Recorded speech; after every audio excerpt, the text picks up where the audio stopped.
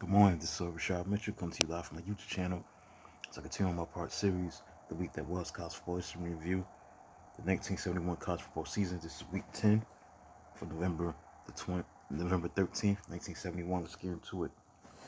Dartmouth beat Cornell 24-14. Dartmouth grabbed share of Ivy League crown by holding Cornell star halfback Ed Marinaro to 177 yards and 2 touchdowns on 44 tough carries. Home crowd ended up serenading Marinaro with goodbye Heisman ditties. Big Green quarterback Steve Stetson became a surprise starter when he was informed of not only 90 minutes before kickoff provided Indians touchdowns in, air, and on ground. The key Dartmouth drive occurred in the third quarter after Cornell had scored twice to cut deficit to 3 points. Now Stetson then put Indians up 24-14, forcing Big Red running machine into vain catch-up mode. Auburn, number 16 in the country, beat number 7 Georgia. In a battle of two top 10 teams, number 6 Auburn against number 7 Georgia, as Auburn won 35-20. Auburn quarterback Pat Sullivan threw for 4 touchdowns on 248 yards passing. 14 of 24 picked apart Georgia in performance that proudly clinched Heisman Trophy. Sullivan overcame fearsome pass rush to lead Auburn to 2 quick first quarter touchdown drives. Now the Bulldogs answered with 2 touchdowns on short runs by tailbacks Jimmy Polos and Donnie Allen. Sullivan tossed his second touchdown pass in the second quarter, 15 yards to wingback Dick Smalls to go up 21-14 at halftime. But after Georgia pulled to within 21-20, Sullivan connected with his favorite target, fleet wide receiver Terry Beasley, who had 130 yards receiving on 4 catches at the Georgia 44-yard line. Beasley collided with 2 defenders after his reception, but broke free for his second touchdown, most decisive of the contest. Next, number 3 Michigan beat Purdue 20-17 as Boilermakers battled to the end, scoring more points than any other team had accomplished all season against the nation's top-ranked scoring defense in Michigan,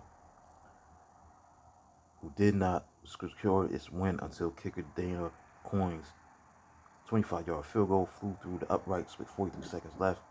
Purdue quarterback Gary Danielson had opened scoring in first quarter with 9-yard screen pass to touchdown to halfback Otis Armstrong. After Wolverines took a 10-7 lead at halftime, Danielson hooked up with wide receiver Darryl Stingley, who had 140 yards receiving, 5 catches and touchdown on a 66-yard touchdown pass on the first possession of the third quarter. With help from penalty and runs of 23 yards and 13 yards respectively by Billy Taylor, who had 98 yards rushing, 17 carries, Michigan drove to go ahead touchdown at 17-14. So 2-yard run by halfback Glenn Doherty. Purdue then shrugged off injury to Danielson as backup quarterback Steve Burke excelled in moving home team to tying 34-yard field goal by kicker Mike Rinnie. Held to the victors, Wolverines wrapped up the Big Ten title by rallying to Coyne's winning field goal. Number 13 Texas beat Texas Christian 31-0, a game that mostly dedicated to late coach Jim Pittman. Home Frogs were booted from the Southwest Conference white race. That's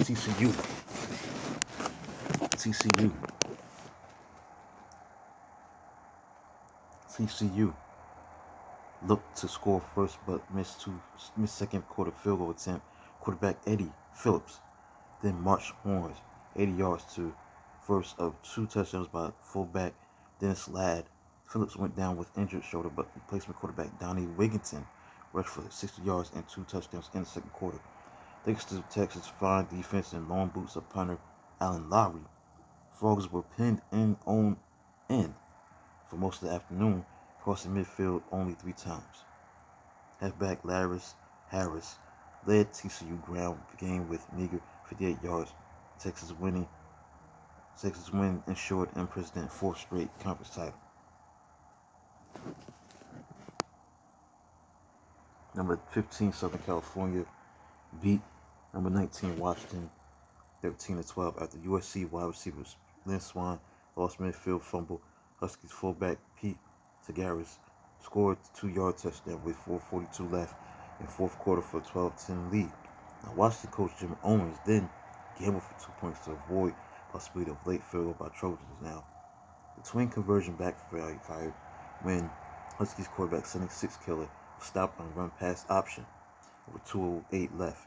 So the California kicker Mike Ray banged through his second field goal after kicker Skip Thomas swiped interception off hands of Washington wide receiver Jim Craig at the Washington 40-yard line. The Huskies had owned a 6-3 lead in the first quarter. The Six Killers 21 touchdown pass at the defensive back Calvin Jones authored a 66-yard interception return to the USC 31-yard line. But kicker Steve Wiesbowski shanked the kick, which turned out all important.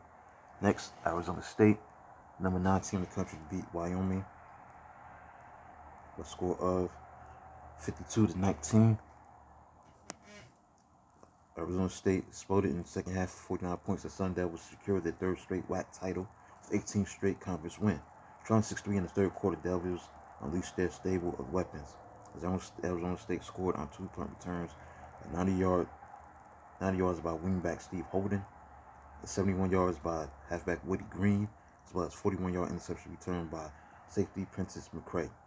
Sun Devils topped 200 yards in each of passing, rushing, and on returns. Quarterback Danny White, wide receiver Cal Demery, and Holden led Arizona State passing game, while Green rushed for 88 yards. Wyoming scored twice in the third quarter briefly to cut deficit to 24-19. A 14-yard touchdown pass from quarterback Gary Fox to wide receiver Gary Gatlin, and 12-yard interception return by safety Mel Meadows of pass by Green.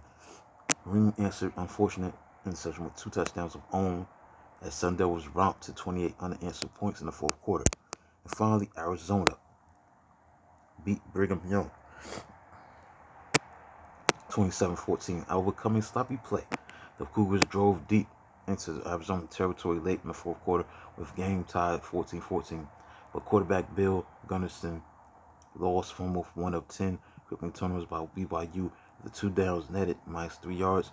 Arizona quarterback Bill Demery uncorked the bomb to wide receiver Charlie McKee, who outfought 2 Cougars for the ball. Now McKee raced to end zone for 92-yard scoring play and winning touchdown. Plays distance erased school and conference records. Wildcats added another wild score before it was over.